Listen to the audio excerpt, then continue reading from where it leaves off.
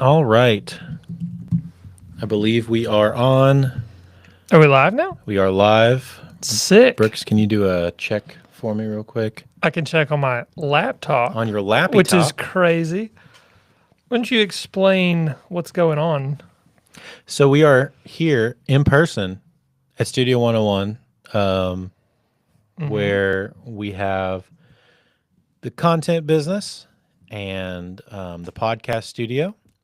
And it's looking really cool. We're also using this opportunity to test some live stream functions, and we've been troubleshooting some stuff. Sorry, my glasses were dirty.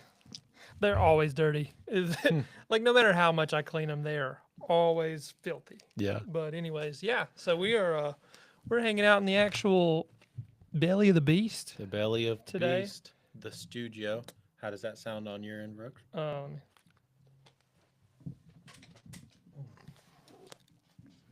Here. Sorry, I had this turned. Content business. Oh, Oh, yeah. like Sounds sweet. money. Sweet, dude. It's gonna watch me clean my glasses in real time. Yeah. This is cool. All right, It get sounds us. great. Yeah, sweet. Get us over on. I'm gonna put us in the Discord, Put and us then over on the Discord, and then we will yeah, we'll be ready to rip. get going. This is cool. So what actually ended up being the problem earlier? I think it was just the cable, Just the cable. Yeah, so I just got to remember that for later. that's about right. The yeah. No, dude, this set looks great.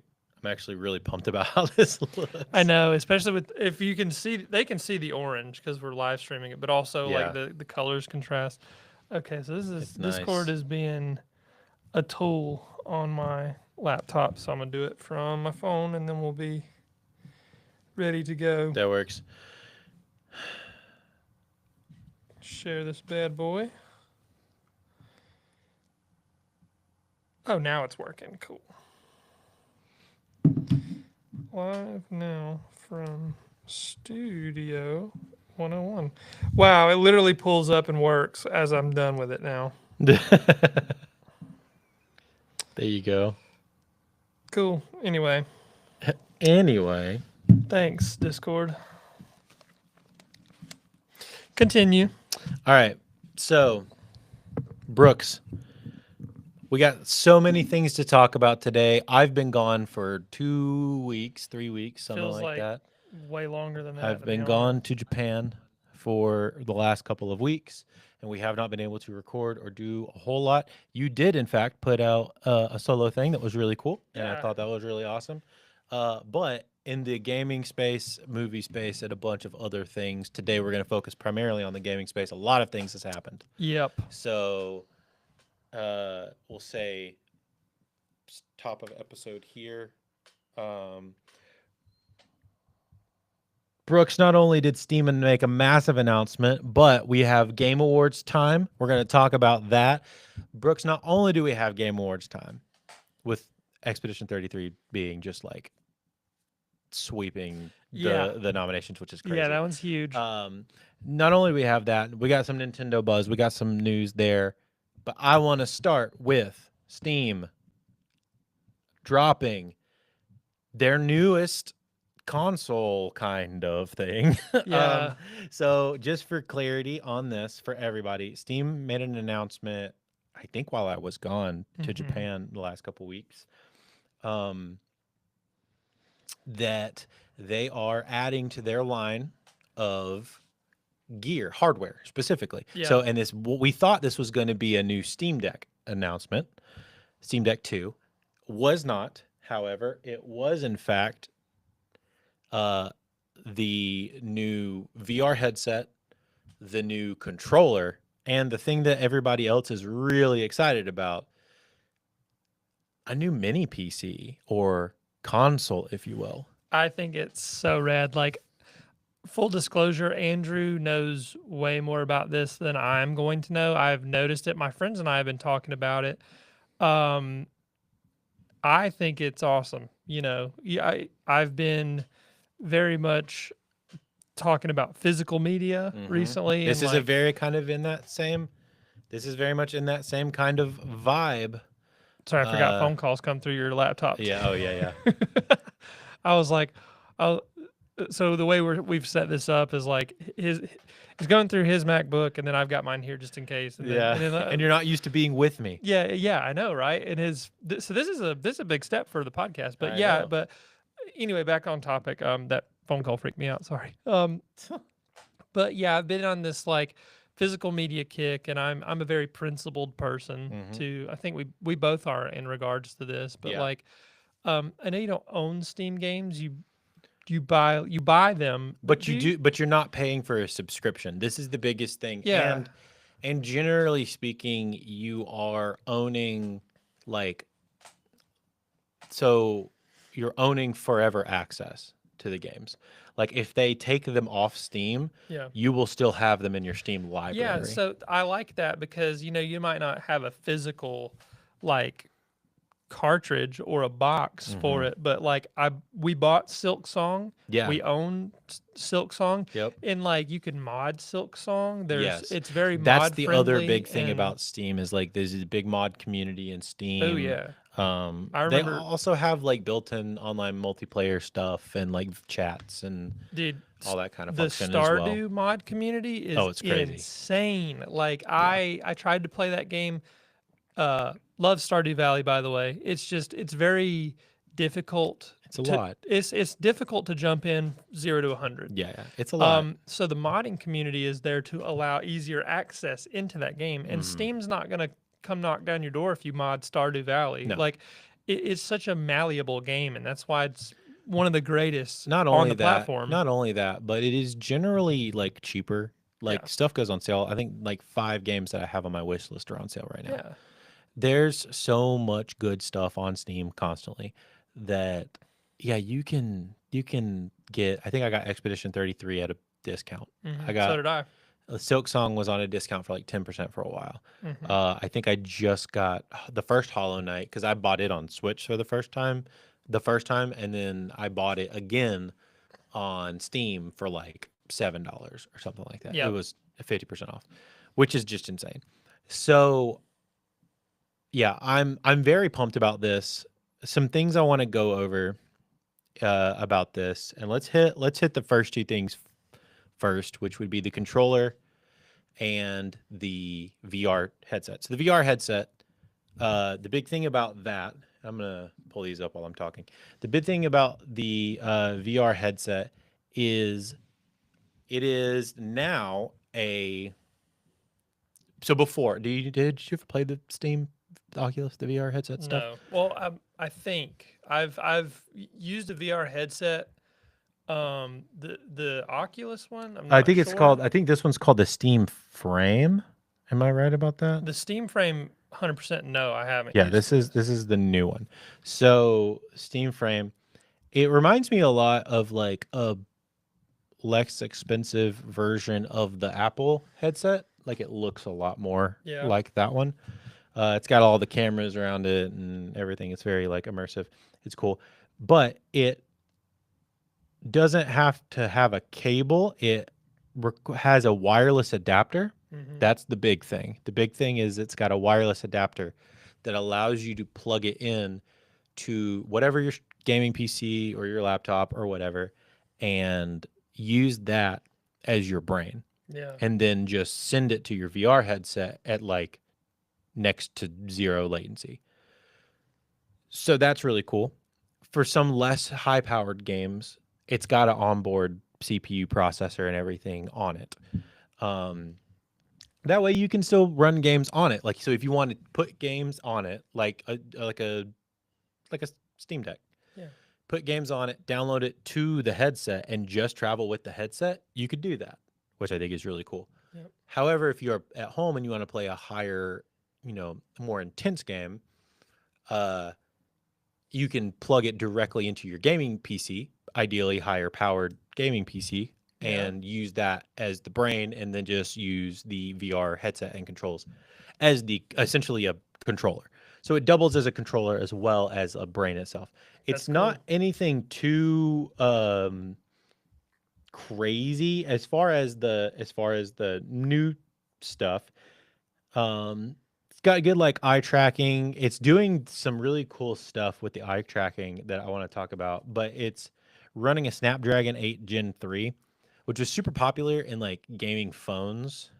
Um, What is that piece of it? that's the chip. That's the processing Okay, the chip. processor. It's running ARM architecture, which architecture is like really big right now. Like people are diving into that like pretty heavy. It's got 16 gigs of unified DDR5 RAM, and it comes with a 256 gig or 1 terabyte storage options, and it has a micro SD slot available for expandable storage, which they're really big on that, like kind of regardless. It's made out of a plastic material, whereas like so the Apple headset is made out of like metal and glass, which is really, really heavy, which like counterbalance like doesn't balance the weight really well. It's also got a battery that like sits in your that you have to like put in your pocket or something. The battery pack is actually on the back of the headset, Wow. which with the front being made out of plastic and a less heavy material, and you put the battery on the back of the headset, it acts as a counterweight. Oh, that's cool. So it's That actually a makes lot. sense. It's actually a lot more like the ergonomics on that. I was like really well designed. Okay, yeah, I like that. But it also like because it pulls some of the weight off the bridge of your nose, which was the problem with a lot of the Apple ones. It was so front heavy that it like pushed down on your face and on the Yeah, bridge of your that nose. makes a lot of sense. I never Gives thought people about like that. headaches. Like I've used a VR headset before, Yeah. but that makes a lot of sense. Is like putting that counterweight in the back because I mean a lot of that hardware is like literally in your Literally face. in your face. Yeah. So So that's really cool. There's not much more to talk about that. I'm not really a big VR guy, yeah, me but I neither. was really like impressed with the ergonomics Right. on the way it looked. Yeah, it's looking really cool. That's cool. We'll do a chat break Yeah, before do the a next. chat break before the next section. I think. Trebs. Sorry, I lost my sick. train of thought. Thank you, Trebs. I appreciate that. I think what we might start doing or try to bring back because we did it before. We've tried it both ways, but doing the like topic chat break, Yeah.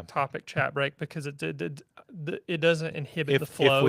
If we're getting chat enough Yeah, to do chat breaks. Yeah, of course. But anyways, thank you, Trebs. Dude. We want to make sure that we Trebs, don't. thanks so much. This is the studio that we work out of. Yeah. So And we want to keep the flow of the streams going, but also acknowledge the people. That yeah, watch. for sure. It's a Fine balance. It's a balance. A balance. Balance. A A balance. balance. A fine balance. A balance. Sure. Yeah. It's a balance. Yeah. So I'm gonna pull this up to continue talking about it. So the next thing I want to talk about as we continue on through these is the controller. So this is what the controller looks like. Ooh. And it's very much how do I say it's very much like it looks like somebody took a Steam Deck and like chopped the middle out of it. Yeah, it literally, like I was about to say that, it was like squished it. Yeah, like the pads are there, but they're Mhm. a little higher up. What are the pads for again? So the pads are quite literally here. I'll find a video, but they're track pads. Okay. They're for mouse control. Oh. Cool. I've never played a Steam Deck, so I'm not So sure. yeah, they're for mouse control.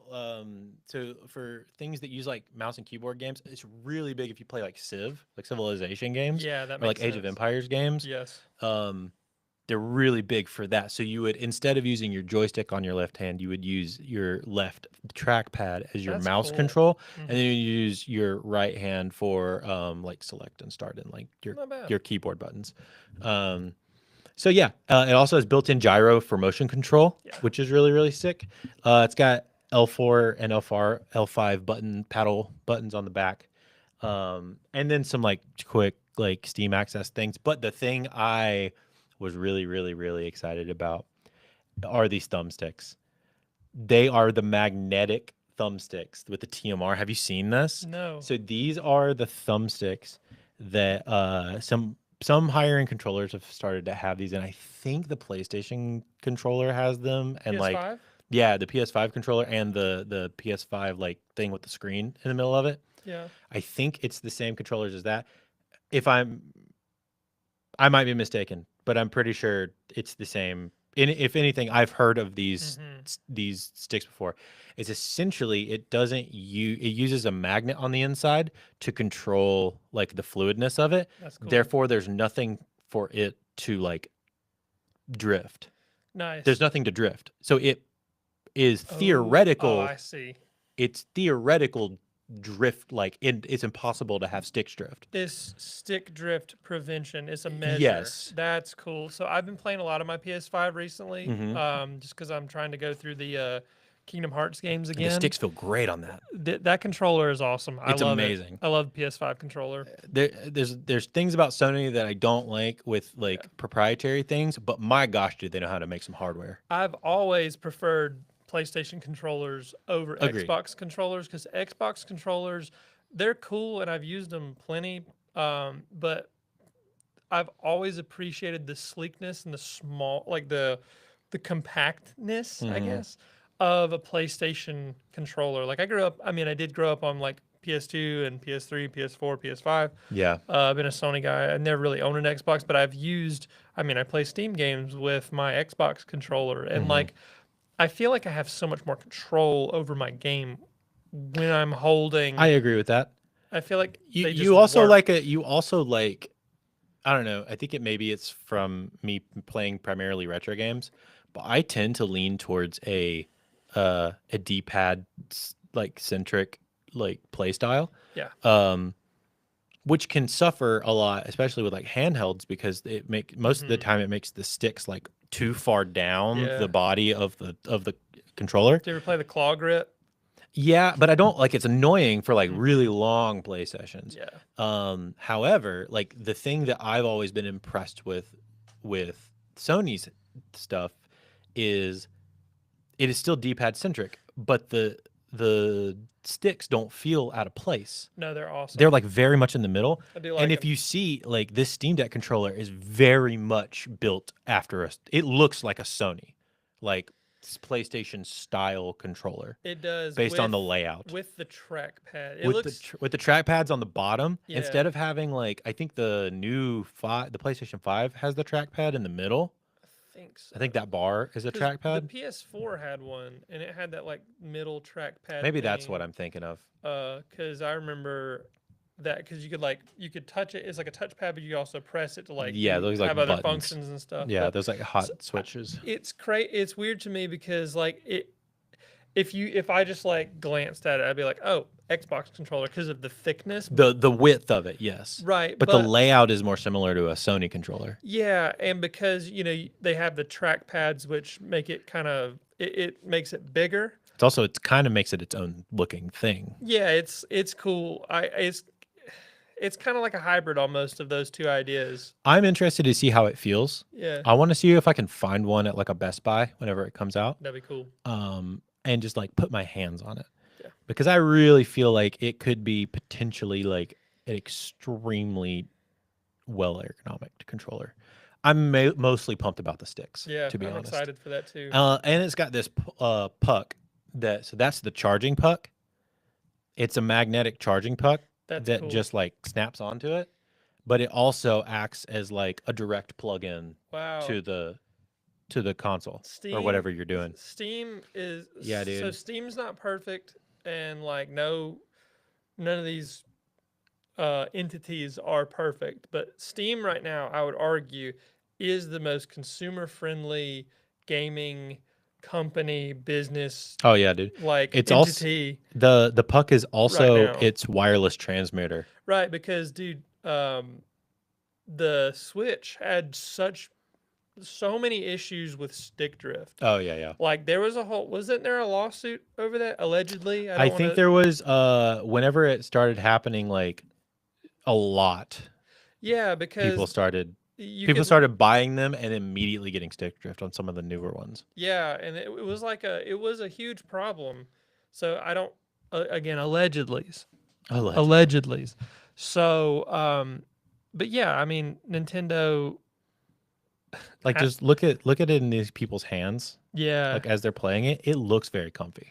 it does look cozy in the palms of their hands. So it's like, I also tend to love like a chunky boy. Like mhm. my Lenovo Legion Go S Yeah. is like a chunky boy. Nintendo, take notes. Dude, Nintendo's Switch, it's good. The Switch 2, I feel like I'm gonna break it. Really? Yeah, it's like really thin. I feel like I'm gonna break it in half. But yeah, it's great. And then we come to the big announcement. This is the one that everybody's kind of talking about. The Steam Machine, That's cool. the Steam Box, It's awesome. the Steam Cube. Oh my god, the Steam Cube. It's a GameCube. I love it. It is a literal GameCube. I It is think a gaming cube. it is quite literally a GameCube. It is. GameCube 2. Yep. So this, for those who don't know, this is Steam's long-awaited Steam Machine PC. This is essentially a mini PC. It is very small, by the way. Yeah. Like I'll have to find a picture of like it on a table next to something, but like it is Mhm. really, really tiny. It is a proprietary gaming PC built like the Steam Deck, just for home entertainment systems, like a console. Basically, it's essentially its console, and it's got SteamOS as its default, like Linux-based SteamOS default on the system. Mhm. So you boot it up, you log into your Steam account, and it just works. And That's it's so awesome. amazing. So as a person who uses my Lenovo is a Steam-based Lenovo, so it's essentially a Steam Deck, Yeah. because that's the way it was set up. Dude, when I tell you, it is the easiest thing in the world. Because literally you turn it Yeah. on, the Steam thing comes up, you log in with your like username and password, and you're in, and that's it. And you just start loading games. I think just from a design perspective, it is so pleasing to look at.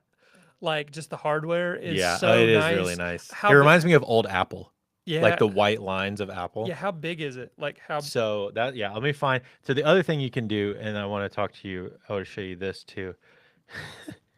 Hide it under a banana. That's how small it is. It is Oh, wow. like, and it's got swappable faceplates. Oh my god. It is really small, dude. Dude, this is a huge That's win. that's like probably the size. It's probably the size of your phone vertically. No way. Yeah, That's yeah. It's probably roughly the size, like height wise, of your phone vertically. yeah. Maybe a little taller and a little wider, but like it's crazy. It's awesome that it is so powerful and so small. That Yeah. it could be like it can play games So they like claim on the power side that it is 6 times more powerful than the current Steam Deck OLED. Which, like, now the Steam Deck OLED currently plays essentially anything on Steam yeah. fine enough. Yeah. It's not perfect, but it's also small. It does output the Steam Deck only outputs like 1080. So you don't have to worry about like 4K because the screen can't handle it. It's an 800 by 800. Yeah. So there's no point. But here, getting some specs, it's got a semi custom AMD Zen 4 6. So like this is kind of the stuff that I'm really excited about with this. Right. Is what they've done, and as a new to Apple user like you are, Right. and I am a big Apple proponent, what they've done is they've taken the Apple route, which is what Apple did, and it changed the game for them, was they took their chips. They used to use Intel chips. Mhm. But the problem with Intel chips is they are made for broad use. So they can't be made to specifically be used for proprietary systems. When Apple decided to go to their silicon, like M1, M2, M3, M4 line of chips, and they're building their own chipsets, what they were able to do is not only combine the CPU and GPU into one chip, but they were also able to optimize those chips to specifically work with their OS in their systems. Yeah.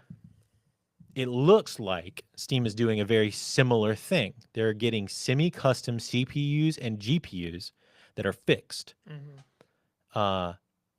And they are essentially setting them up to work proprietarily with their system, Yeah. which means not only are we getting 6 times more base power from a Steam Deck, but we're also getting better internal like usage of that power.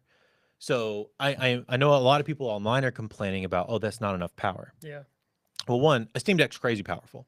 So it's for most people it's going to be enough. Yeah. Number two, if this is what I think it's going to be, actually think it's probably going to be more powerful on paper. It doesn't actually look that powerful, Right. but I think when you run it against things, it's going to spec out a lot higher than Yeah. against competitive things because it's a custom scenario. Also, it is just dedicated, like you said, to doing one thing. No bloatware, Yeah. no Windows. Right. No BS in between. Yep. Like, yeah, it's like I'm a PC user as well, and I mean I play games on my PC, but just having none of that extra stuff in the way, just play game, unga bunga, just Yeah. This is very simple. boot, play game, enjoy game. So it comes stock. Yeah, it comes excited. stock with 16 gigs of DDR5. That part is expandable, That's cool. which is good. Wait, so you're saying you can mod this thing? You can in fact mod this thing. Now what you can't mod is the CPU, GPU, and the VRAM. Those are fixed Yeah, that's okay. into the thing, but you can add 16 gigabytes of RAM. And Is it like you can't, or they'll come to your house and beat you with a lead pipe, or Well, I like don't- you I can't think- 'cause I it's think integrated? I think it's in a unified system. Gotcha. Um, I was like, give it a couple years and people will find out how. yeah, I mean, yeah, that's probably true. Yeah. But yeah, it's definitely like a unified system. I think it's all like similar to the Apple thing. It's like all baked into like a chipset. Gotcha. Yeah, But gotcha. and this is the part where people are unsure. It is the VRAM side of things, and this is the part that you can't change. 8 gigabytes of DDR6 VRAM. Oh, okay. So this is like the newest chipset of VRAM, and VRAM is specifically for graphics. Yes. People are complaining that they don't think 8 gigabytes is going to be enough. It might. That. So you would know more about this than I do because I am not like a PC builder. Yeah. So. What would the equivalent DDR6? I'm not sure, but all I know is that I have like if you look up it's like an NVIDIA 4070 something. You could check and see how much VRAM is on that because I have a pretty beefy GPU, right? And that is the perk of buying a PC is because you can customize it and you could just. So 4070 has 12 gigabytes of GDDR6X VRAM. So this has 8. This right? has 8. Okay, so that's not. So huge the jump. laptop versions of the 4070. Oh, It's essentially the equivalent to the laptop versions of the 4070. well, I still think that's awesome because I don't remember who I was having a conversation with recently about. Shout out to Game Boy Luke. We were talking about it because I need to upgrade my my RAM and Yeah, my you got to PC fix your right now. PC. Yeah. But we were talking about GPUs because I render a lot, and he's a wizard, dude. Like he is just a tech wizard. Love him.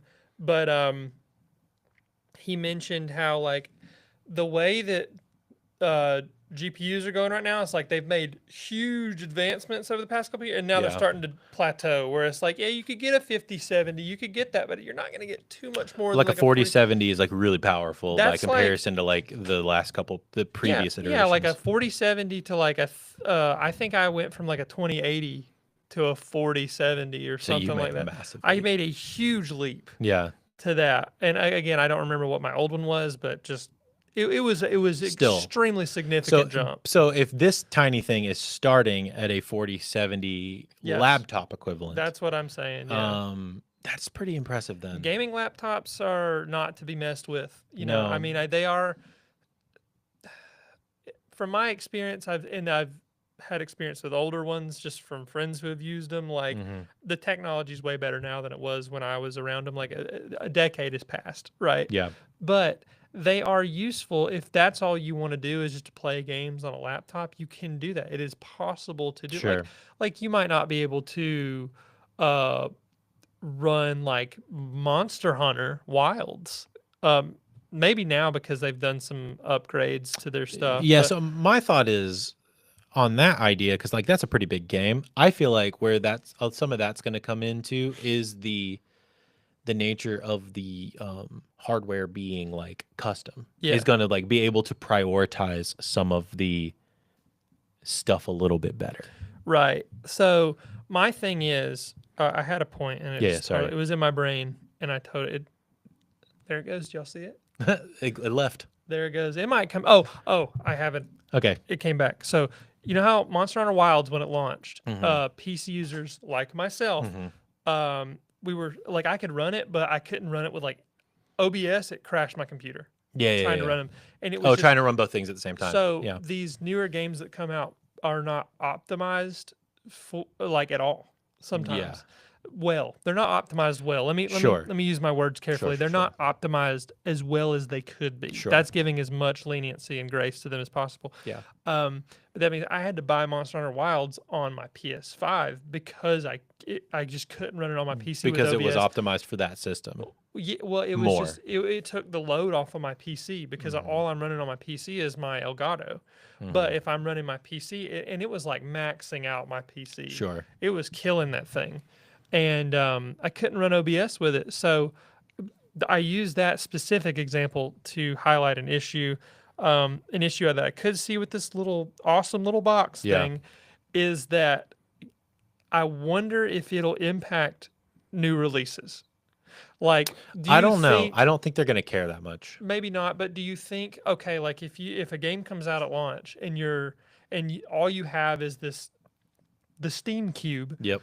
and that game is not optimized, will players be missing out on games? Potentially. That's what that Potentially. would yeah. be my main potentially. concern. I think potentially. I don't think the developers are really going to care about the Steam Cube that much. Maybe not. But I am very intrigued.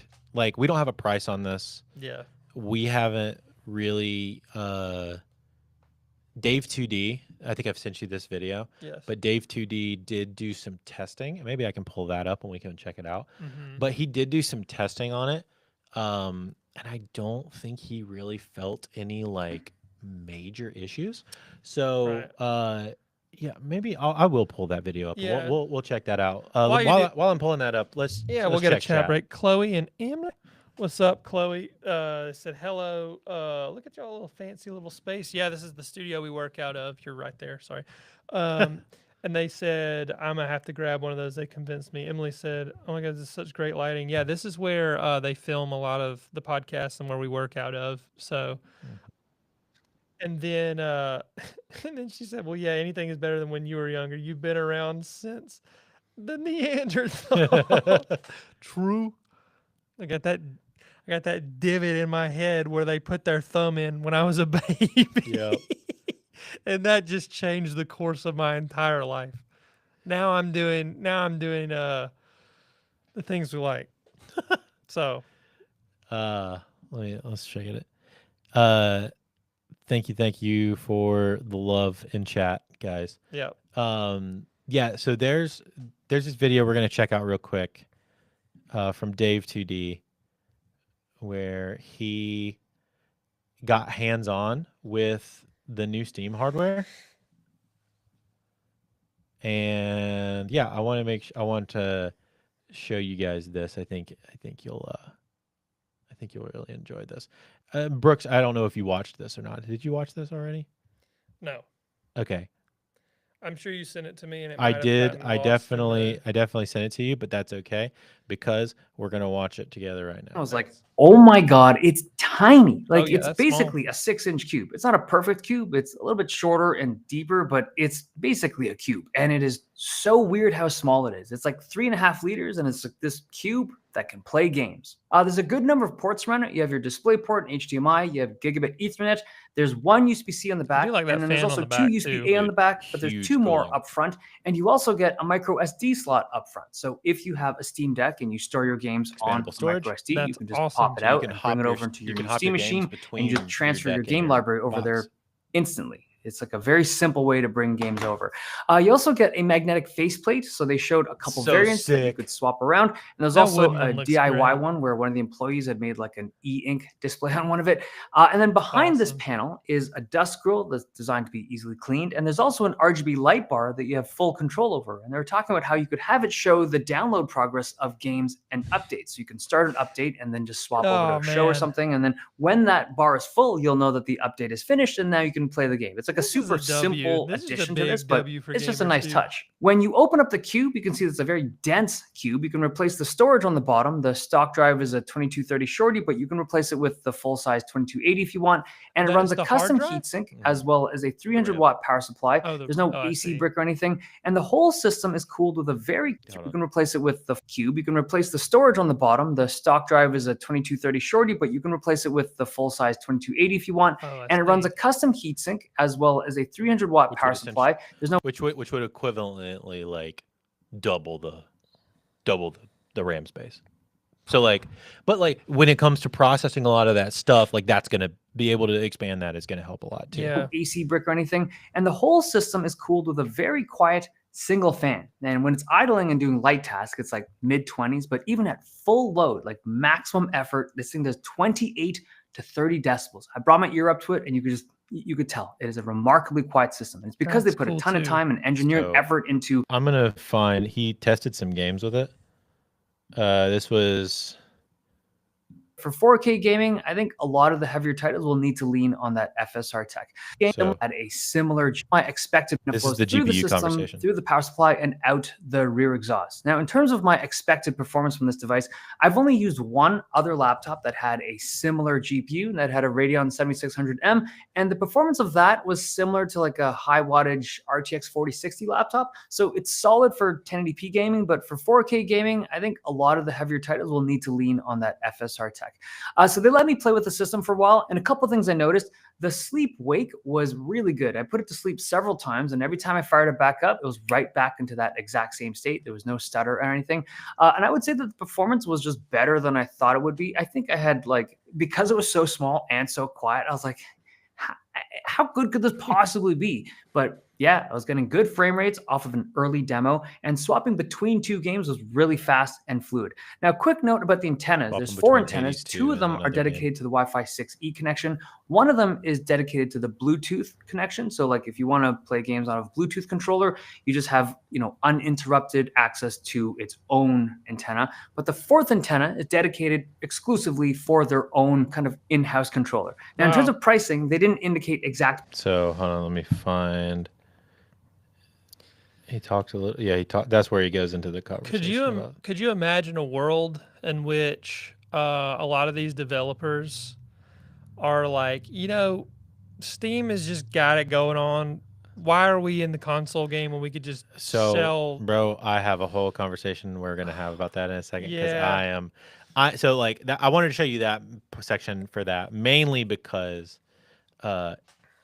goodness, it is so cool. Like I'm freaking pumped about that. So all the Steam stuff, I am very pumped about all this. I think for people who want like 1440p, if you're cool with like 1080 or 1440p, Yep. and you're not really gonna go, you don't care about 4K, Yeah. you don't really care about me. 100, 120, like Yeah. this is gonna be perfectly fine for you. Yeah. And I am so pumped because that is also me. I could care less about 4K. Yeah.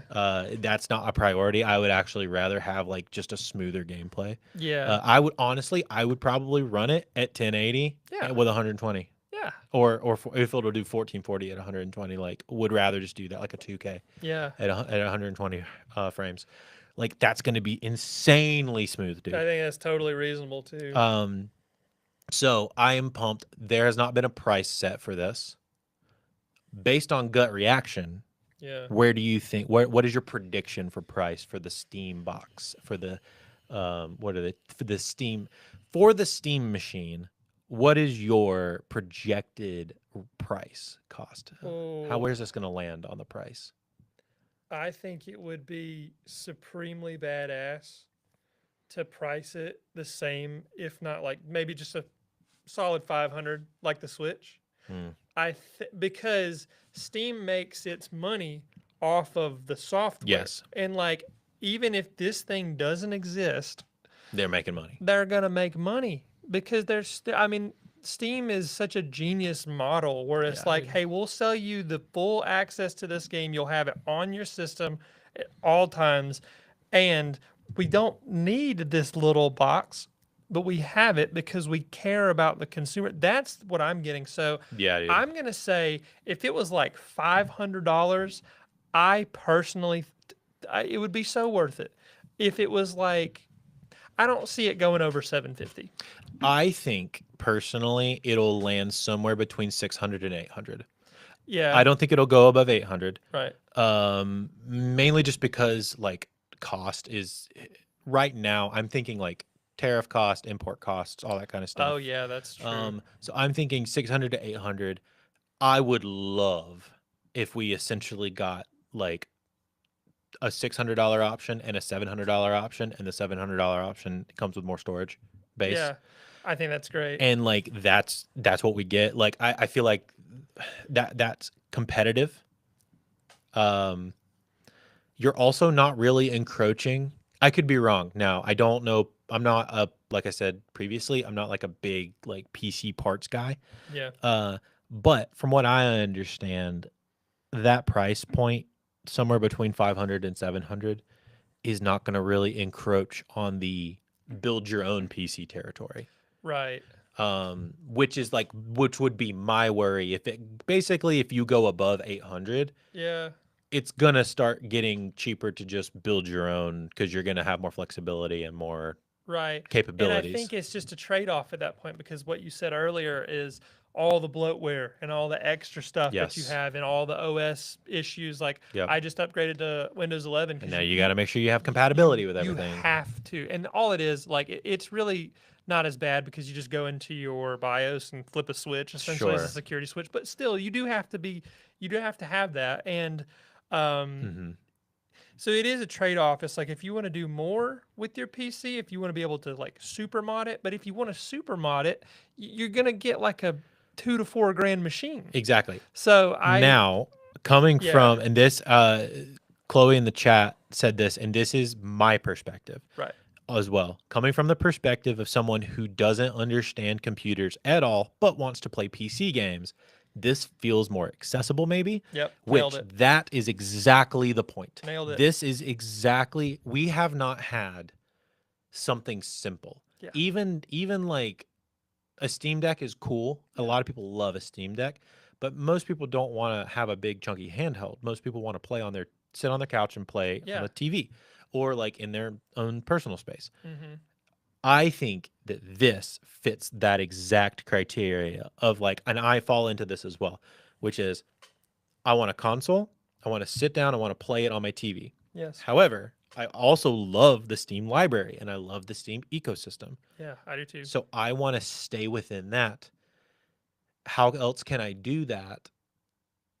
You can get a mini PC and mod it yourself and like do some software stuff and get it on there like it's super and do like big picture mode and have it go to your TV. And I've looked into Yeah. ways to do this. You've also got like Starforge, for example. They offer PCs with payment plans, which payment plans are not as No, it's not attractive. bad. It's not bad. But It's not a bad way. That my first real big PC was a iBuyPower, and but you still and- have to do all of the load in. you do. So I mentioned that for accessibility. Like Yeah. there are companies that make PCs just to game on, and they allow that. But this But is but the even when you buy those PCs, Yeah. you still have to learn about the PC, know what you're Agreed. getting, like load it in, open everything up. You That's also have exactly to more. right. You also have to have other peripherals involved. Mhm. With this, it's Yes. you buy the box, you buy the controller, you plug it into your TV, which you already have. Yep. And then you play. Completely agree. I think this is, and I thought it was cool when I first saw it, but now that we've been talking about it, Dude, I'm like stoked for this dude, thing. I am so pumped. I'm like, as long as the price isn't egregious, basically, I'm Yeah. probably gonna buy one. If they come out the gate with this like, oh, it's grand. gonna be 1,200, and I'm like, whoa, hold up. Yeah, but that just doesn't really seem like their way. It doesn't. It does not because The oth- they seem smarter than that. The other reason, and I want to confirm this real quick, but the other reason I think it'll probably be in the like $600 to $800 range is a Steam Deck right now is 521. Oh, I see. Oh, okay. Let's see, a Steam Deck OLED. So the biggest Steam Deck OLED is 650. I see. I don't think they'll make it less than that, basically. Like, I don't think it'll go below 600 because the middle of the road Steam Deck is at 550. Right. So just based on the pricing, and if they're saying that it's 6 times more powerful than a Steam Deck and it's more optimized, now there are aspects of like you don't have to have a screen. There's like different cooling systems and Yes. all that kind of stuff. Like, and it's a handheld, so like everything has to be involved. Whereas this, you're like fixing some issues Yeah. with like there's less there's less components than the Uh-huh. Steam Deck.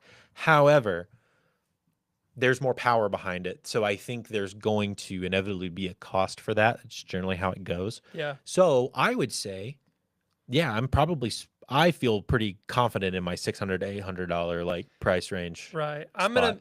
I'm going to set mine at 5 to 7. Dude, that's optimistic, but I hope you're Yeah, right. I'm gonna set I it- hope you're right. Yeah, so Andrew's aiming 6 to 800. I'm Yeah, aiming 5 to 7. 5 to 700. Let's But err on even- the side of But optimism. even if we do the median of both of that and it's between $600 and $700, Yeah. bro, I'll buy one immediately. That's a crazy good deal. It is a great deal. I mean, for the vastness of the Steam library, it is like unmatched because like You could buy it, unlock your Steam library by logging in, and then just immediately start playing games. yeah, because most developers now develop PC versions. We still want fucking Bloodborne. Yeah, dude. Come please. on. Please. I'm pretty sure that's a whole nother conversation. Yeah. But that's a Sony issue, not a FromSoft issue. Love you, FromSoft. Love you, FromSoft. It is definitely like that goes Yeah, back to it's my like a rights thing, but- issues that I have But with but Sony. you know what I'm saying is like most developers develop. I mean, you can play Kingdom Hearts on PC now. Sure. Like most developers will put their games on Steam and in the Steam library, Mhm. and it'll be like multi-platform. So it's like this is just, oh my god, this is a game changer. Dude, it's crazy. I'm very pumped about it. So I feel pretty confident in our guesses. I can't wait to see. We'll hopefully find out soon what it's going to be. And this isn't even saying anything about the fact that they haven't released any information about a Steam Deck 2 yet. And I'm really pumped about that. Which I True. kind of have that with my Lenovo Legion Go S. But yeah, I'm very pumped about that. Yeah. The thing to fully bow tie wrap this conversation Yeah. is a speculation from me. Yeah. So I love this. I think this is a great idea. I think Steam is just like absolutely just killing it right now. Yeah. Oh, I know where you're going with this. I think I have two predictions. Not even a prediction. I have one prediction and one thing that I'm going to put out into the universe that I think would be a really cool idea. Yeah. So I think this is going to be the thing that kills Xbox. I hope so. I think this is going to be the thing Ooh, boy. that puts Xbox in the ground. Yeah, because I don't know if anybody has been paying attention to anything that Xbox has been doing recently. Yeah, dude. Oh my God. I don't know what the heck is Microsoft. Oh, I doing. canceled my subscription. I canceled Yeah. it. I was like, I'm not doing, and because we've been on a very principled crusade against Yeah. anti-consumer practices, and Yeah. Xbox is like, hold my beer. Let's try to do everything in our power to be as anti-consumer Not as only possible. are we going to raise the price of our subscription service, which I can understand Yeah. if you're going to offer more stuff. There's that I can understand if you're going to do that. But with that needs to come some sort of give and take, right? Yeah. But instead of lowering the price of the consoles to make it accessible to people, they rose the price of all the consoles to Yeah. make it more inaccessible to people, which makes zero sense. I don't know what they're thinking. Didn't they raise the They raised like all of them. so the highest level subscription model? It used to be like $15. Yeah, it's But 30 now now. it's 30, which is like Double the price. It is double the what's the math on that? Is it like 100%? Yeah, it's 100%. The price, Yeah, it went up 100% increase. Yeah, and the price, and like even at like $30, some people just don't have $30 extra a dude, month. $30 a month is a lot. It is $30 a month is more than an Adobe subscription that people pay for their freaking jobs. What is that? I got to do quick math. Is that like $360 a year? 12 Yes. times 30. Yes. Whew, I'm glad I was able to do that. Yes, quick maths, guys. But yeah, it's $360 a month. I mean, with A year. Yeah, when that's a lot. when everything's a subscription model, you're probably Yeah, it's dude, you're asking a lot. yeah. Not only that, they didn't really give you a whole lot of like. You would hope with that price increase would come like an expansion of some kind, Yeah. but it didn't really. My gripes with Xbox has always been the games. Like it's always been the games for me because Yeah, they've had hate. Like when Xbox came out, they came out swinging with Halo, and they've had a lot of really cool games on there. Yeah, dude. But and like I feel really bad for Halo fans because I feel like Halo fans are I don't remember who said it, or I was watching a video, but they're like the most disrespected fan base in all of 100%. gaming. 100%, bro. I feel so bad for people who love and celebrate Shout out- and enjoy Halo. Shout out Kevin DeJong, who is a massive Halo fan, Yeah. not to the point who he has like an entire like Halo 3 shrine Yeah. that he has built from an old like he bought the old like stanchions, the play stanchions that from the stores. Yeah. It's so sick. He, massive Halo fan, also gets like absolutely crapped on by Bungie and Microsoft. So yes, I feel like, and even Chloe says, as an Xbox user, I'll trash it for this type 100%. Yeah. So like I feel like Amen. that's gonna be what's happening because most of the Xbox games are already coming direct to PC anyway. Yes. So there's not really an exclusivity there. What would be the point of getting anything? Game Pass? Game Pass is available everywhere. Mm-hmm. And honestly, it would behoove Xbox / Yeah. Microsoft to build a version of this that is probably maybe slightly more, maybe $200 more, Yeah. but it has Xbox integration. So you have Steam and Xbox Marketplace on the same box with Game Pass built into it at a Yeah. discounted rate. If they were to do that, that would be something. They're not going to do that. No. Yeah. So I feel like this is probably going to be the thing that like we've already been seeing the decline of Xbox significantly outside of Game Pass. Dude, this. It's gonna. I think that slow decline is just gonna be the face of a cliff. Dude, now. Xbox. That's a dive Okay. bomb. Steam just released the next box. Yeah. I'll be here all week. Thank Good you. Lord.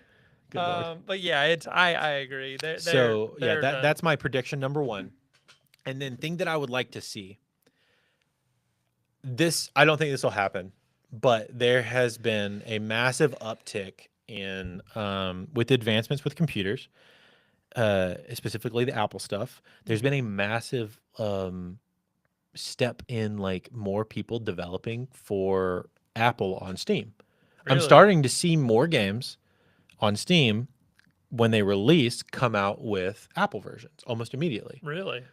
which is really like Silksong did it. Like they were pretty quick with the Apple version, like similar. I believe it was Silksong came out with the Apple version like pretty quickly after. You mean the Mac version? Yeah. Oh, okay. Yeah. Because not so you don't play on Steam Yeah. on a Mac. Right. I do sometimes. Uh-huh. The way this works is only certain games on Steam are accessible to Macs. Yeah. I didn't You can even, see the little icons. I think my third eye just opened. Oh my Yeah. God. I didn't even realize this for like you're a Mac user. Yeah, I'm a You're- Mac only You're user. an Apple guy.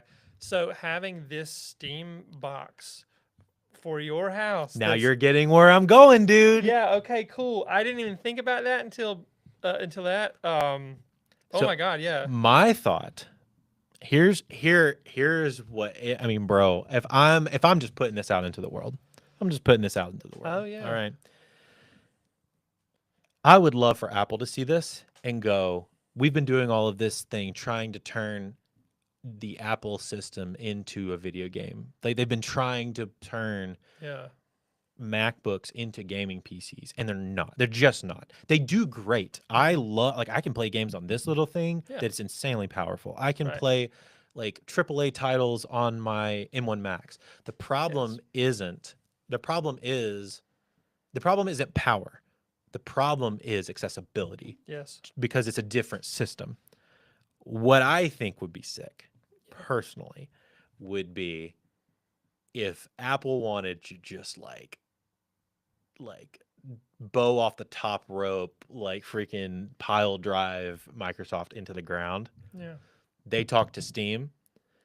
They say, hey, you need more powerful chips. We are the master of powerful chips. Oh my God. And we build a Steam box that's Linux-based Steam OS or even Apple-based Steam OS, That'd be but they crazy. build a new version of Steam OS that can run essentially Windows games, like on the Steam box, with Apple's like knowledge of chipsets, and just absolutely crush everyone Right. and make basically the Apple gaming system with Steam as a partnership with Steam. So you basically come in and they have a handshake partnership with Steam, and bro, it would. I mean, I think it would crush. Now the Yeah. infrastructures are very, very different. You're working with Yeah. like a Linux-based system versus a you're working with a Linux-based system, which is an open source system, versus the Apple ecosystem, which is like a very, very closed system.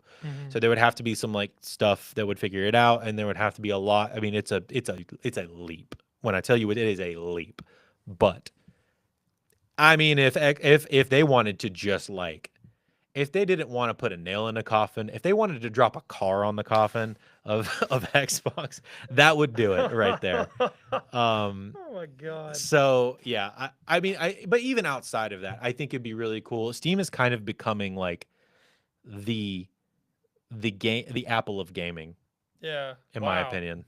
I mean, they are specializing in what they're doing, and like, as a PC guy, what I've always understood about Macs is like, if you do creative stuff like we do, like you do video editing or music production Yeah. or like photo editing or whatever, like Mac is the way to go because it is that those chips. It's a very streamlined system that's Yeah. very integrated into their Yeah, system. those chips are very good at supporting those. I remember Epic Rap Battles of History.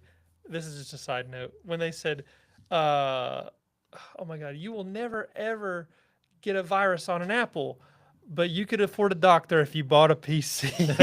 That's funny. But like, it's old school. But now Apple's kind of like, No, they've been dropping their prices. yeah, like crazy. yeah, they're like, step aside. But that was Yeah. like 10 years ago. I know. so- But, but- I think that Steam is essentially doing how I am viewing Steam in the gaming space how I view Apple in the consumer computer space, which is Apple's making really, really great stuff at a somewhat premium rate. They've dropped their prices over the last couple of years, in my opinion.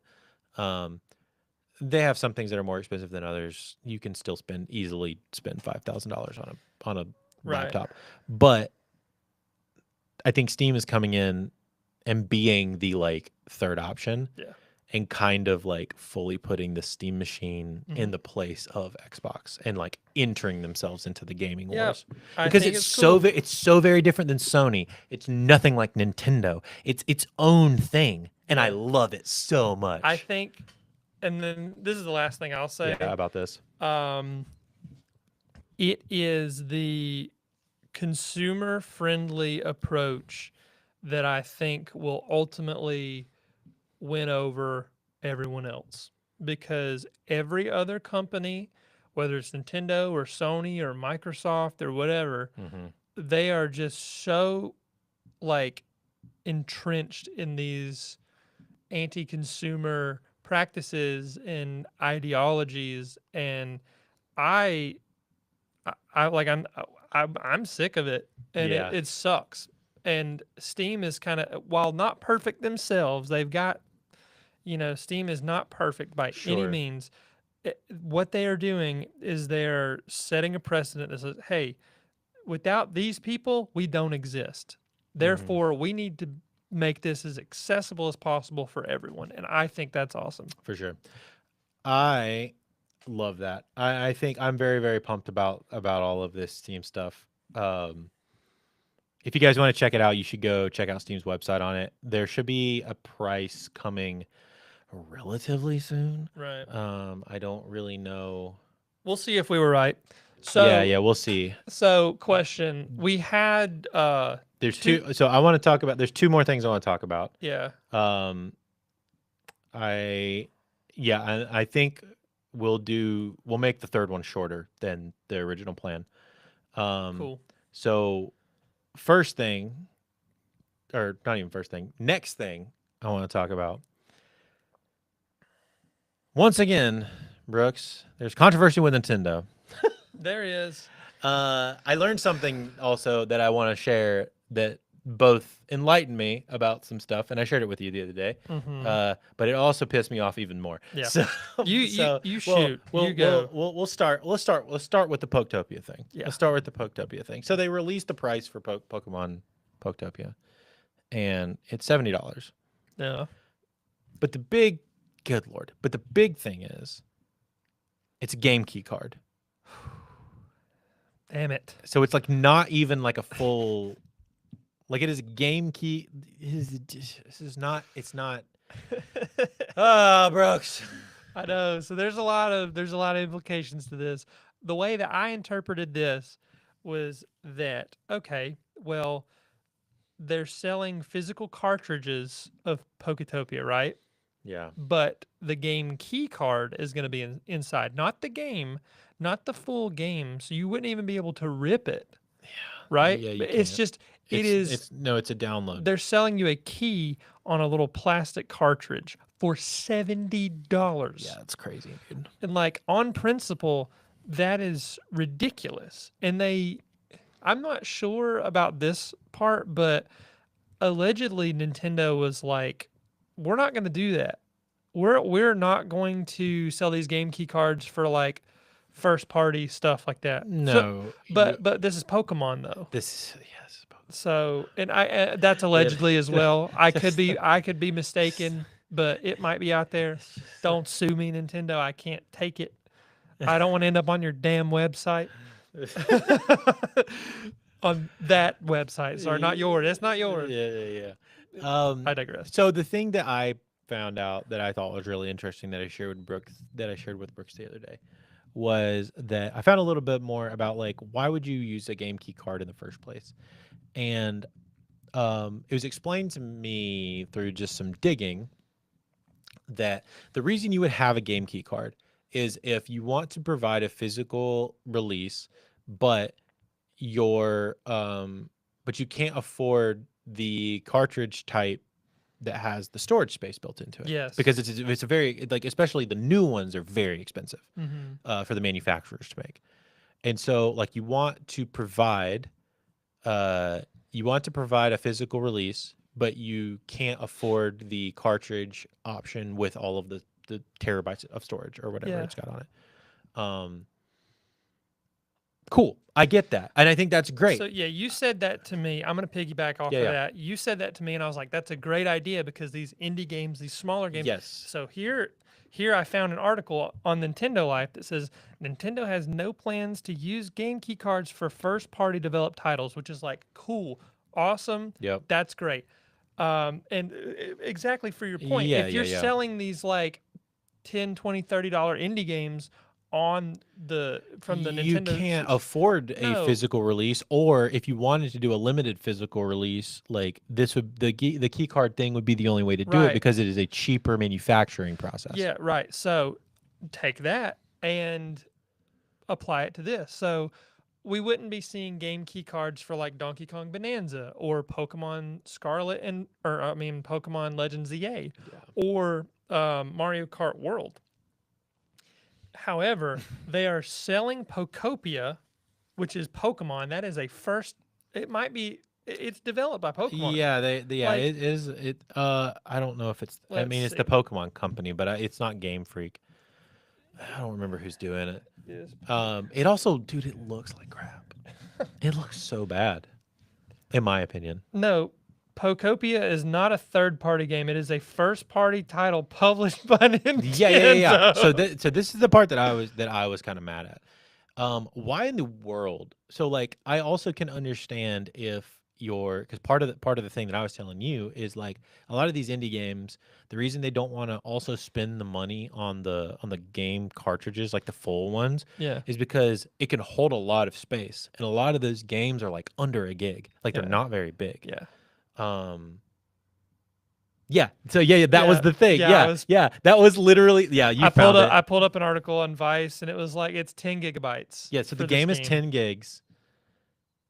That's like in the sweet spot of like would need a like a lot of times you use a game key card if it's like on each of the end of the extreme where it's like too big to fit on a Mhm. cartridge Yeah. or too small and this an indie developer and they can't afford to do it. Yeah. This actually fits in the sweet spot of the games Yeah. that would want, and not only that, but because it's being published by Nintendo, they're not losing money, bro.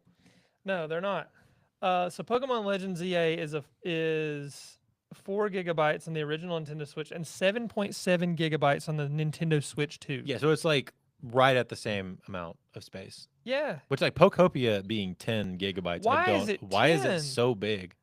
Wh- It also what? doesn't look that. It also doesn't look that good. It's like, all right, well, we can steal from Minecraft, but don't you dare go out stealing from us, or Yeah, I we don't will know. kill you. I don't know. I don't understand it, dude. I don't understand it, bro. Nintendo shows up. I will blow you up. Oh my, I will take you out, bro. that's crazy. So yeah, it's like they basically lied, or they were just dishonest, which is what's the difference. Yeah, I don't know. So it is a first party game that is going to be a game key card, a 10 gigabyte game. Just put the whole thing on there. What are you doing? Yeah, I don't know, dude. So- So okay, so there's that aspect of it. That's kind of the big Nintendo drama that I wanted to talk about real quick. Yeah. The last thing that we're gonna do is Game Awards, baby. It's Game Awards season. We're about to Game Award it. We are out here Game Awarding it. Yeah, and my plan was to vote live, which I think we will do right this second as we talk about all of this stuff. I'm gonna Do you have a? I have to make an account, I think. I have to sign in. Oh, yeah. Sign in with Sure. this account. Continue. Oh, I see. All right. So here's All right. here's the So I'm gonna pull mine up for everybody to see so we can talk through this. And Brooks is also going to be Mhm. voting on his computer separately from me. Yeah, this really worked out. So the set and everything worked out so we could both be here to do this. Exactly. I was in really person. pumped about What this. a crazy time to like align the stars Yeah, aligned dude. so this could happen. I'm so pumped. So Game Awards time, Brooks. Let's do our votes for the Game Awards. Oh, are you on the voting? I'm on screen the now? voting screen now, dude. Okay, let me get back to So I'm gonna read these to everyone while you're getting so you loaded went, in. you went to start voting? Yep, and it starts you out at Game of the Year. That's what we start at this time. Yeah. Instead, normally it ends there. So we have Expedition 33, Death Stranding 2, Donkey Kong Bonanza, Hades 2, My Baby Girl, Hollow Knight Silk Song, Yes. and Kingdom Come Deliverance 2. Let's firstly talk about, bro, what a stacked lineup. This has been I mean, This for is all the crazy. for all the crap that we've endured, this has been a pretty good year for gaming. I Like know, the man. end products for a lot of these games have been stellar. This is just stacked out of. This is just crazy. So I think for both of us, our pick would be Expedition 33 for Game of the Year. Yeah, That's 100%. That's what I'm going to vote. So Andrew just recently got it and played it. I love it so much. I bought it. I'm planning to do like a super deep dive of it in December when I'm like a little more free of my schedule. Yeah. But from and the reason that I would say that it is the game of the year is because I have friends who swear by this game. So the thing that the subtext of this, recognizing a game that delivers the absolute best experience across all creative and technical fields, and I agree with Claire Obscure Expedition 33 being that's my vote. Yeah, for game of the and year. I think so. I think Silk Song is a wonderful game, and I'm still working on it. Like I've played a lot of it. I also love that game. We've both played a lot of it. So the thing is, I can hold both of these things in my head at the same time. Right. But Expedition 33 is game of the year from like a technical perspective. Yeah. But in my heart, Silk Song is my favorite game of this year. Yeah, Silk Song is definitely my favorite for sure. And maybe that'll change once I play Expedition 33. And it sounds silly to have to be voting on it or to have opinions on it if you haven't played it, which I'm working on it. It is hard. I just know for a fact you're gonna love that. Yeah, I know. And shout out to Dylan. So Dylan has been begging me to play this game. Our dear friend United Gamer has been begging me to play It's such a this. Brooks game. He's like, dude, this is probably one of, if not my new favorite game of all time. And I'm like, you got to be kidding me. It's such a Brooks game. So I trust his intuition, and I just think, while I do think Silk Song is, extremely significant for the gaming climate and the precedent that it sets. It's like this can be $20 and still be successful and still be good and still be full of content. Yeah. It doesn't have to be like a Legends EA where you have to pay $100 for this like mediocre experience. Like it can be, it can be great. And then Expedition 33 is just it's So I love everything about it. The story is so cool so far. It's very Final Fantasy-esque, but like French. I don't know. It's so good. All right. Next category: Best Game Direction. This is awarded for outstanding creative vision and innovation in game direction and design. Expedition 33, Death Stranding 2, Ghosts of Yote, Hades 2, and Split Fiction. I've heard Split Fiction's pretty good. Yeah, I'm gonna vote for Expedition 33 because I think that from the art, as far as the RPG franchise, like it did a lot. Yeah, I would be okay with that because, Death Stranding 2, I've heard that people are like, wow, this game's really sick, but it's built on the back of Death Stranding. Yeah. So it's like that kind of happened once. And Ghost of Yote, because it's Ghost of Tsushima, Yeah. it's like these games are built on the backs of other games. The Hades 2, again, Hades came first. And Split Fiction, I don't know enough about Split Fiction to really have an opinion on it. But again, Expedition 3 just stands on its own, So now we are back at Best Narrative. Yeah. Which this one I have zero opinions on. I would just give it to Expedition 33. So the thing is like I wanted to give it to Expedition 33 because I think the story is really cool, and that's kind of what this is talking about. Yeah. However, Death Stranding 2 is basically all narrative. And it's like that's what the game is narrative. Yeah. Same with Ghost of Yote is like apparently amazing. So Hideo Kojima he's narrative. That's what he does. Yeah, he is, whether you love him or hate him, like the dude is in a league of his own. The thing is though, of these games, and like Silent Hill F is also like very narratively driven. Yeah. And I haven't played Kingdom Come Deliverance. I've seen a lot of the rest of this Mm-hmm. played. I have not played enough of these to know of to vote anything other than Expedition 33, which is the one I have the most story Right. I feel okay giving it to that of. because I'm like, Yeah. I part of me hates doing this game award thing because I'm like, man, I feel like a fraud because it's like I've played I've Silk played most Song of these. I'm aware enough of these games to have an opinion, Yeah. but like I think I am voting more on principle than I am experience um because what games like because Death Stranding 2 is made by a big studio. Ghost of Yote is a big studio. Hades 2, I think, is It's it? indie. That's indie. And it's not to discredit Hades 2, but like, We're on art direction now. yeah, Best art direction for outstanding creative and or technical achievement in artistic design and animation. I'm giving it to Silk Song. I mean, yeah, I mean that's fair. Because- I love Silks. They did like I love that game. I'd agree with that. Yeah, and I love it's very less is more when it comes to Mhm.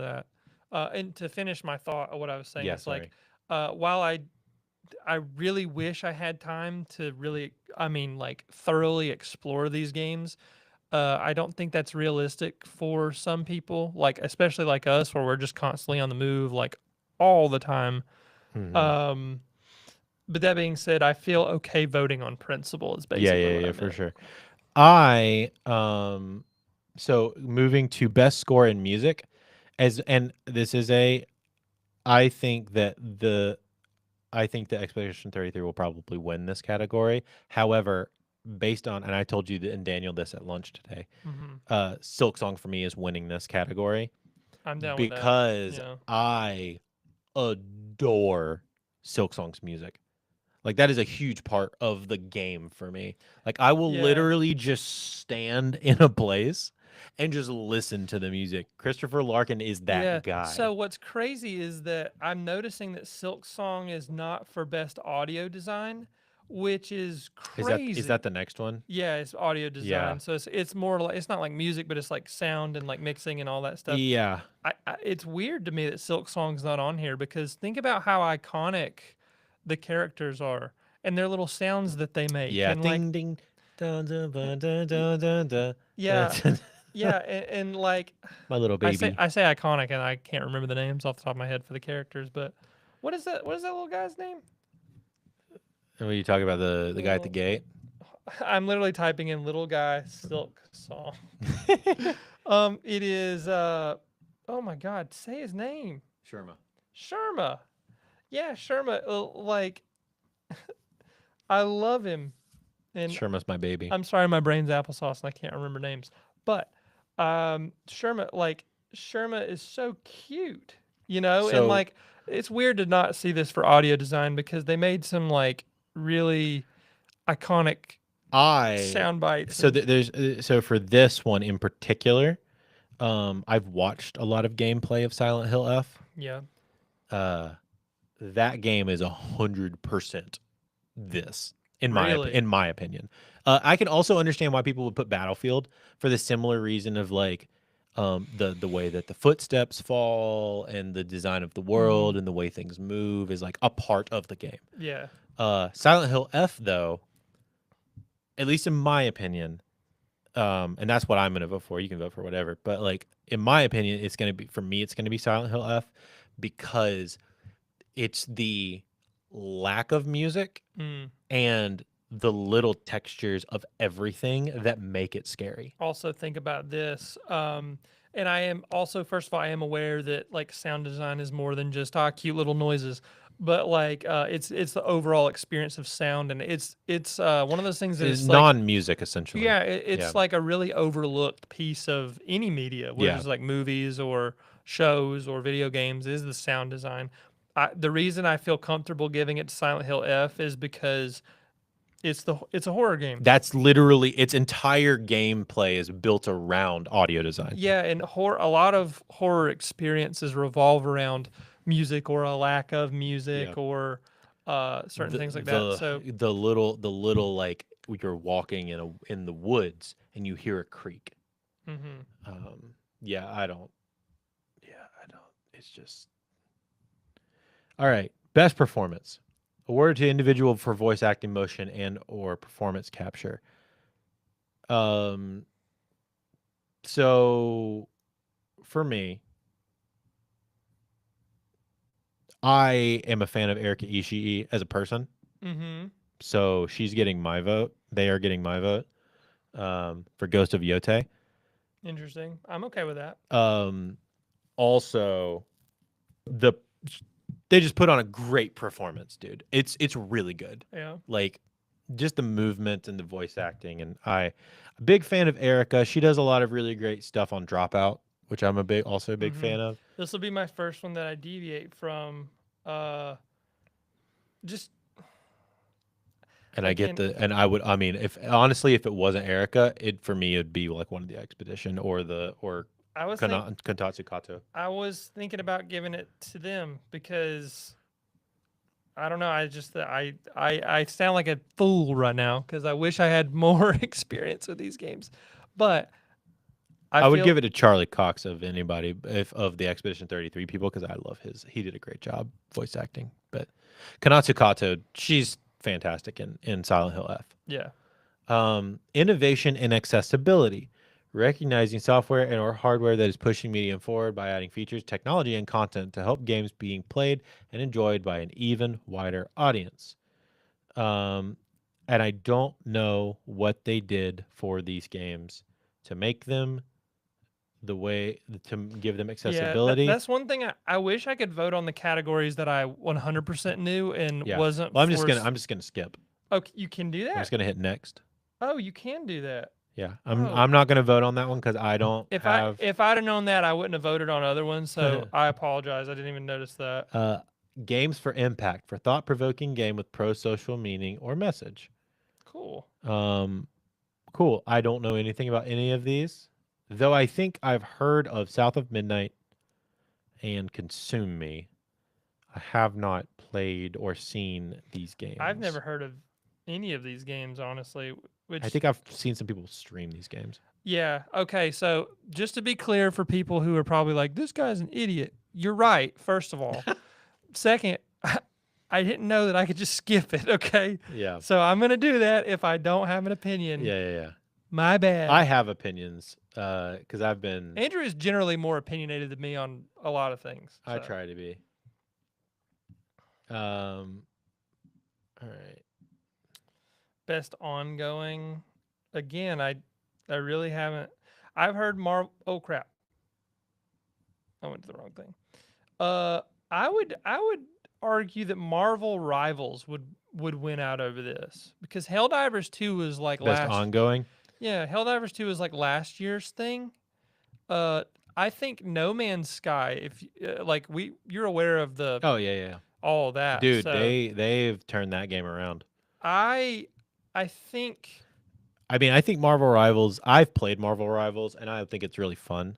I think they've been doing a really good job of keeping it really, really fun as far as giving consistent new skins and players. I'm gonna give it to No Man's Sky for all the crap that it's been through. No, I think that's perfectly fair. And the fact that it's still a thing right now.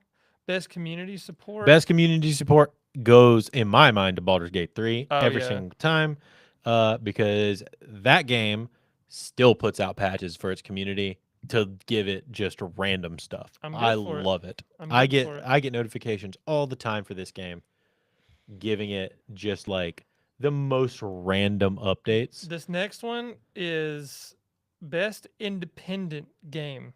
Gotta be Silksong. Because we talked about this before. I am like 99% sure that Expedition 33 is going to win Game of the Year. Like it's going to take Game of the Year. I mean, I think it deserves to take. And what Andrew told me earlier, which I agree with, is voting for Silksong for best independent game. Yes. That's the move because it does need to be recognized for outstanding creative and technical achievement in a game made outside of the traditional publisher system. For a game that was made by 3 people in a dungeon Yeah, it's pretty good. It and only costs $20. This game deserves every accolade it could possibly get, and it is my favorite game, but it is definitely the best independent game Yep. by far. Yeah, it's so good. They both deserve Best this. indie debut. Expedition 33. Yeah. Though I have seen so much love for Dispatch. Right. I've Oh seen yeah. so much love for I've heard Dispatch. Dispatch was really good. Let me I have know. not played it. It is like a narrative choice based game. It's Yeah. about a guy who works for superheroes. Mm-hmm. And it looks so fun. Aaron Paul's in it. There's a lot of people are in it. Charlie is in it. Mm-hmm. Alana Pierce is in it. She works in the gaming industry, but she also has a channel.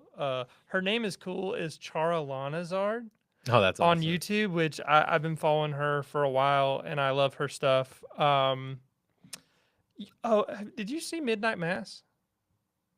I know what it is, but I never saw it. The guy in Midnight Mass is dating Alana Pierce. That's so random. That's weird moment of the day. Yeah. Very happy for both of you. I love both of y'all's work. Like Midnight Mass, if you haven't seen it, it's excellent. Yeah. But I think that's kind of cool, and it's really sweet that two people like, it's like a small world thing for me. But I Yeah. love them both. I'm voting Expedition 33 on this because it's best debut indie game. And this is the distinction. It's like this one's going to win best debut indie game for sure. So in my opinion, Silksong deserves to win the I other want to one. get his name right. Rahul Kohli. Oh, I hope I pronounced that right. Okay. I hope I pronounced that right. Excellent job in Midnight Mass. Next category is best mobile game. I have no opinions here. I never played any of these. I'm not a mobile game player. Best VR AR. Yeah, me too. I'm actually also going to go back and change my stuff that I didn't have opinions on now that I knew I didn't have to vote for them. So I'm going to do that. I'm not a VR AR person, so I didn't do that. Not All right, either. best action game. Battlefield 6, Doom the Dark Ages, Hades 2, Ninja Gaiden 4, Shinobi Art of Vengeance. For me, easily Hades 2.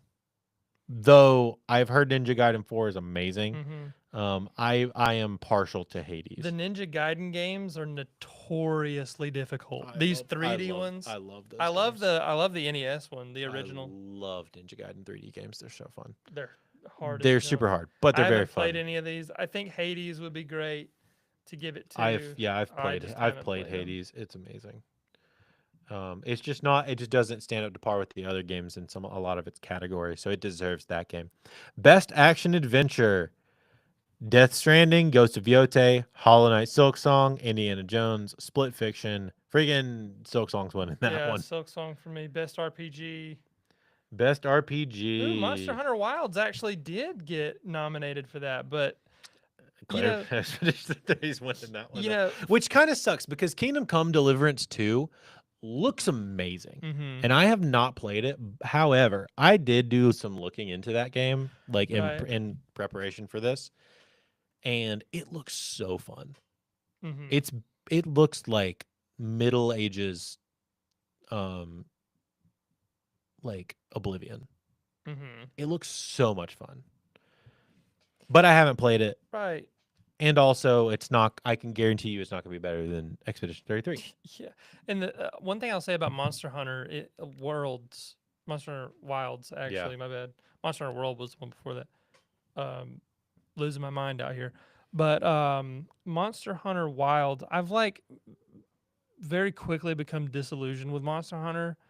Like I grew up with it and I've spent a lot of time with it, but Mhm.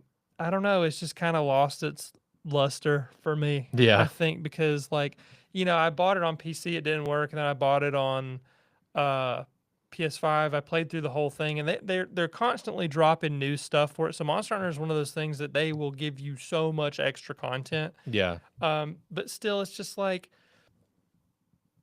it's been. I say this as a Pokemon fan, but it's been this. I'm realizing what I'm saying. It's been like it is the same for a long time. It's like the same experience, just Yeah. in a very little, slightly different ways. But I think the amount of work you have to put in for a Monster Hunter game is just like Not not worth even it. close to a Pokemon game. Yeah, I guess that makes sense. Like in a I just Expedition 33, you put in zero work and it's like it jumps you in like right off the bat and you're having a good time. nice. It's great. So yeah, I think the distinction between that is like it's been the same for a long time generally, Yeah. but the amount of work and grinding you have to put into Monster Hunter to like really, really enjoy it is crazy. Which Yeah. Pokemon is like, hey, I caught this cute little thing. Now I can kill stuff. Like Yeah. so like and I don't know. Maybe I'm tripping, but Best family- fighting game. Oh, you're on fighting game already. I skipped ahead on accident. I don't play multiplayer Best games. fighting games for the best game designed primarily around head-to-head combat. I did not play any of these. However, I really want to play the Capcom Fighting Collection too. I do. I'm going to skip this also. Best family game. All right, books. This is kind of we play a lot of these games.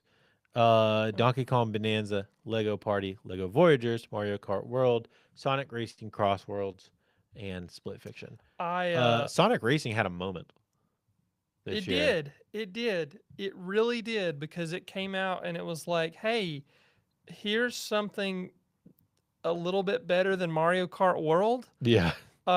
with more content and more stuff in it. But that's all I know. I have a very surface level understanding. I can't really vote for any of these. I actually am going to give the vote to Donkey Kong Bonanza Mm-hmm. because for this reason, Mario Kart World didn't feel like it did anything fresh or new. Sonic Racing felt like it did something new for it, but not anything new for the racing genre. Donkey Kong Bonanza was like, hey, what if you could destroy everything? Which to me is a very fresh take on that Right. genre. So for me, like for the developers taking a shot at something that could have been a negative, they're getting the dub on that one for me. Right. Best sim strategy game. Did not play any of these, though I do love Final Fantasy Tactics. Gotcha. I didn't play any of those, so I'm gonna get. I remember that. Dylan really liking that as well. Yep. I just didn't play enough to have an opinion yet. Right. EA sports racing games didn't. I'm gonna give it to Sonic Cross Worlds just because I like Sonic. I like that approach. You know, best multiplayer for outstanding online multiplayer gameplay and design, including co-op, massively multiplayer experiences, irrespective of game genre or platform. I didn't personally care for it, but I'm giving it to Night Rain. Because you think Elden Ring deserves more stuff. Well, because like the people that enjoyed that game really loved They like really liked like that shout out game. to Austin and Jared, like Yeah. the Yeagles. They loved that game, and I played it with them. And though it wasn't really for me, Sure. like, But I it's- know a lot of people do like it's it. just too fast for me, and I get that I'm a loser. But I'm weak, okay? My brain, I got like 3 brain cells fighting their ass off to keep me alive. You know, so I couldn't handle it. But I did not play any of these, so I can't have an opinion on those. Best adaptation.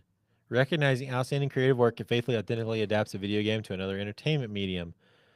Minecraft movie, Devil May Cry, Splinter Cell. I didn't know Devil May Cry did a thing on Netflix. That's sick, actually. Last of Us Season 2, Until Dawn. The Last of Us Season 2. Fantastic. I didn't. Good gosh, dude. I saw the first couple episodes of the first season, but I haven't seen the second season. So good. It is. Here's how faithful the adaptation is. Here's how faithful the adaptation is for The Last of Us. So The Last of Us Season 1 is the first game. The Last Yeah. of Us Season 2 is the second game. Let's see. I believe that is correct. I'm trying to think. Tell me if I'm wrong, chat, but I believe that is correct. Emily would know. I believe that is correct, that season 2 is essentially the second game, or at least a big part of the second Right. game, I would think that would and make sense. season 1 is the first game. The second game pissed people off a Yeah. lot. It was really So much. controversial. Like So much, like so controversial. You know what's crazy? So was season 2 of the show, like equally amounts, and that is how you know that that they did a truly great job, right. because it pissed people off the same amount at a larger scale. Oh my People who God. had never played the game before, Yeah, I was aware that people were not happy with season 2, but like but because it did the same thing that the video game did. It was true to the source material, so I Crazy. can't fault it for that. You know what I mean? mhm. I think that's Crazy. so funny. All right, most anticipated game. For me personally, it's Wolverine. Like that game looks awesome. For me, it's Resident Evil Requiem. That game looks so sick. Mhm. I'm Also, so pumped. do you know anything about? I didn't even know they were making a Witcher 4. I didn't know that either. That's news to me. Yeah, I don't know enough to be excited about it, but I am very excited. Yeah, I've seen a lot about the new Resident Evil. I'm very pumped about it. That's cool. I'm gonna give mine to Wolverine. No, that's Do you know- that's fair. I think here's my maybe hot take. I think that GTA 6 is going to be way overhyped and it's going to be underwhelming to a lot Yeah, of people, and they're just probably. going to be like, "Oh man, well There's that no one-" way it can live up to the hype. I Even know. though we thought that about Silksong, and it did in fact live up to the hype. Yeah. So. Content creator of the year. They put the burnt peanut in here. I've seen that guy's stuff and it's really funny. For me, it's always Charlie. Like, Yeah, I mean, I like Charlie. the dude turned off his donations because he's like, "Look, I've got plenty. Like, I don't need That more." alone is like worth the Like, vote. But he's in, like, I think he's been just so consistent. He has. Just, Well, he's been like ethically consistent as well. yeah, and I He's mean, just trying to do the right thing and be a good dude. right. And I think that like, while nobody's perfect, I've always viewed Charlie as somebody that tries their hardest. To do the right thing. Yeah. Yeah, 100%. and like effort it goes a long way, especially in online creator spaces. Yeah. Like, Now people glaze him hard right. too much. Yeah. I mean, glazing anybody that much is It's crazy. it's yeah. But also he's a funny dude. And Yeah. like he tries his hardest. I can't fault him for trying to do right. All right, best esports game. Counter-Strike, Dota, League, Mobile Legends, Bang Bang, and Valorant. I don't have a single opinion on this. I'm gonna vote for League because I'm a degenerate. Dylan would love you. Dude, I want to play League so bad. I've done it. I'm ass at it. I want to play it so bad. so Best purely ass. esports athlete. Best esports athlete judged to be the most outstanding for performance and conduct in 2025, irrespective of game. You know what's crazy? That what's his name? The League player isn't, who just won Worlds isn't on here. Really? Yeah. I don't know any of these people, so I can't. Yeah, I can't give an opinion. Best esports team. Again, I'm not really well versed in the realm of esports, to be perfectly honest. I'm a single player enjoyer. Like Best I'm not esports team, is that what you're on? yeah, I'm not a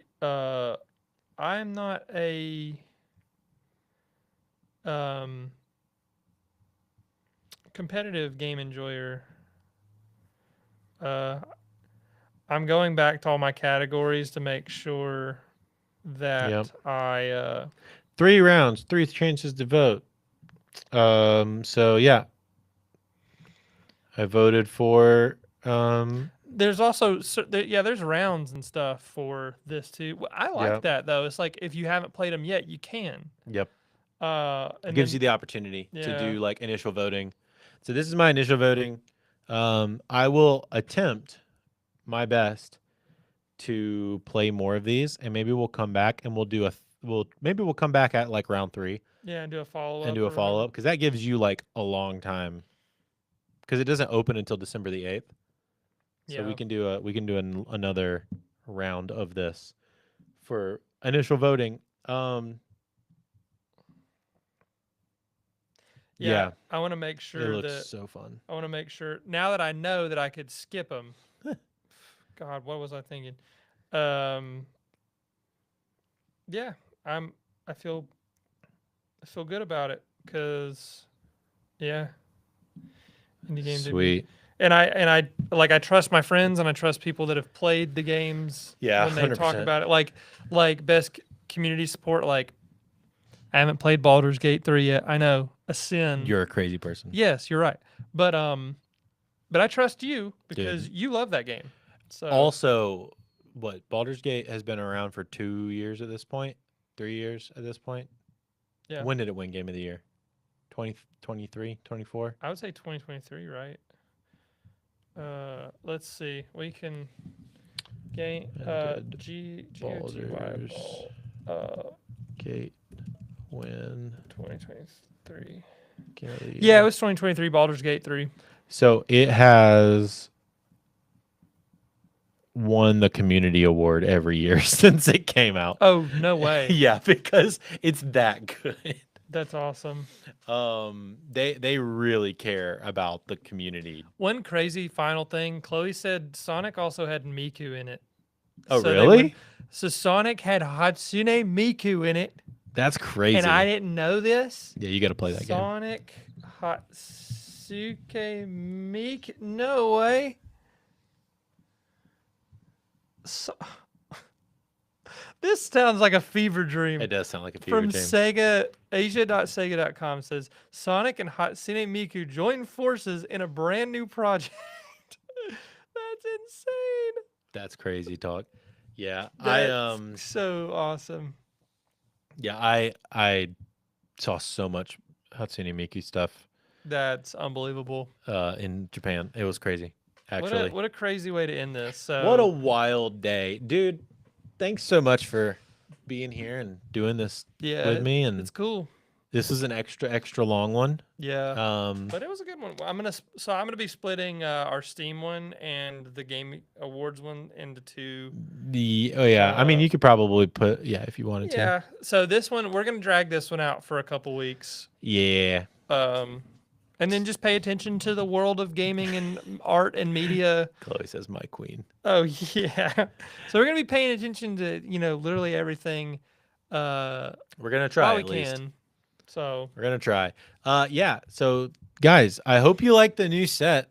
I thought it would be really cool to do this here and try something a little new. what perfect timing. I know. We might try to do this again the next time you have to come up. We'll see. I thought this was really convenient, Yep. with all of this. So, and it's really simple because we only need the one camera to do it, and the lighting is pretty good, and I think it sounds really good. So, did everything work as planned? Chat, Chloe, whoever's in chat, Novice. Also, hello, novice. Thank you, Novice, for the lighting thing. And I hopefully it sounded great and it looks great and you guys enjoyed this. So we're gonna try to make this a semi-regular thing at least. I'd like You to. know. This is a cool setup. Now that we've got everything working and all the bugs fixed. Yeah, now I know what to do. Yeah. Yeah, now I know what to do. Yeah, so we'll try to do this again. Novice, hey, if you missed the Steam portion, don't be sad, because guess what? We're gonna post it. We're gonna post it. It's gonna come out. And honestly, I think the Game Awards one's gonna come out first, and the Steam one will come Yes, out after Game that. Awards is first. Yeah. And then we'll post the Steam one probably next week. Sometime. Awesome. So yeah, it'll be Early out, next or you can rewatch the live if you want to, because the Steam thing was the first thing that we talked about. Yep. So yeah. Thanks so much for everybody coming and saying hey and checking everything out, and making sure that we all making sure the setup actually worked. Yeah. So, but yeah, we love you all, and we will see you guys in the next one. Bye. Bye. Brooks, send him off with some wisdom quickly. With some wisdom, Wisdom. would you? I only got courage and power, but I'm lacking wisdom right now. Actually, that's not true because It's right there. Yeah, I'm about to say you quite literally have it on your arm. next time if you ask me for some wisdom, I'm gonna be like, it's literally right it's there. etched into my skin forever. Holy crap! I wish I was funnier and more clever. All right. Love you guys. Bye. Bye. That was nice.